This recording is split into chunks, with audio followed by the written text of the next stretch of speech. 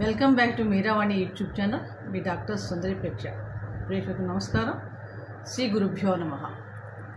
శ్రీ విశ్వావసునామ సంవత్సరానికి మనం స్వాగతం చెప్పుకుంటూ ఈ కొత్త నూతన సంవత్సరంలో కనుక మనకి 25 నక్షత్రాల వారికి ఎలా ఉండబోతోంది, అంటే గతం కంటే మెరుగ్గా ఉంటుందా లేదా, ఆదాయ వ్యయాలు ఎలా ఉంటాయి, రాజపూజ అవమానాలు ఏంటి అనే విషయాలు తెలుసుకుందాం.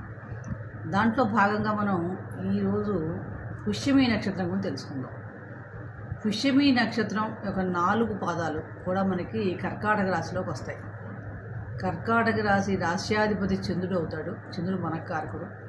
అలాగే చంద్రుడికి స్వక్షేత్రం కర్కాటక రాశి. నక్షత్రాధిపతి శని భగవానుడు కర్మకారకుడు. ఈ సంవత్సర ఫలితాలు అన్నవి సహజంగా ఒకే రాశిలో ఎక్కువ కాలం సంచరించే గ్రహాల గురించి చెప్తుంటాం.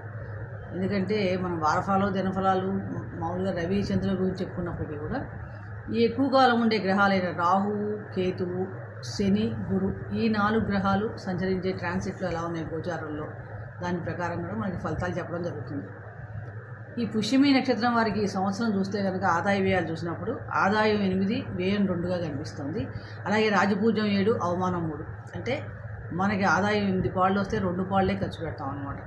మనని సపోర్ట్ చేసేవాళ్ళు 7 మంది ఉంటే వ్యతిరేకించేవాళ్ళు 3 ఉన్నారు. కాబట్టి చాలా మటుకు అనుకూలంగానే ఉంది చెప్పవచ్చు. ముఖ్యంగా ఈ సంవత్సరం అంతా కూడా పుష్యమి నక్షత్రం వారికి చాలా అనుకూలంగా ఉంది. ముఖ్యంగా రాజకీయ నాయకులకి చాలా కలిసి వస్తుందని చెప్పవచ్చు. అలాగే రాజకీయ నాయకులు నక్షత్రం ఉన్న వాళ్ళు ఎవరు వాళ్ళకి చాలా బాగుంటుంది. అలాగే స్పెక్యులేషన్ చేసేవాళ్ళు కానీ, బెట్టింగ్లు చేసేవాళ్ళు, షేర్ మార్కెట్లో ఇన్వెస్ట్ చేసేవాళ్ళు, వీళ్ళకి కూడా ఈ సంవత్సరం చాలా బాగా కలిసి వస్తుందని చెప్పవచ్చు. అలాగే ఇటుక, సిమెంటు, నూనె వ్యాపారాలు, ఇనుము వ్యాపారం, వీళ్ళకి కూడా ఈ సంవత్సరం చాలా బాగుంటుంది. కానీ ఎంత బాగున్నప్పటికీ కూడా మధ్యలో ఏమవుతుందంటే ఒక్కొక్కసారి పనులు వాయిదా పట్టడం కానీ, అనుకోని ఇబ్బందులు రావటం, ఇలాంటివి జరిగే అవకాశాలు కూడా మనకి ఎక్కువగా అనిపిస్తున్నాయి. ముఖ్యంగా ఈ పుష్యమి నక్షత్రం వాళ్ళ చూసినప్పుడు, మన కందాయ ఫలాల ద్వారా చూసినప్పుడు కూడా మొదటి 4 నెలలు కూడా కొంచెం ఆరోగ్య విషయంలో చాలా జాగ్రత్తగా ఉండాలి. ఏ చిన్నపాటి సమస్య వచ్చినా కూడా ఇమీడియట్గా వైద్యులను సంప్రదించడం చేస్తే మనకు ఆరోగ్య విషయంలో చాలా బాగుంటుంది. అలాగే తర్వాత 4 నెలలు కూడా ధనాదాయం చాలా బాగుంది. ధనలాభ సూచనలు గోచరిస్తున్నాయి.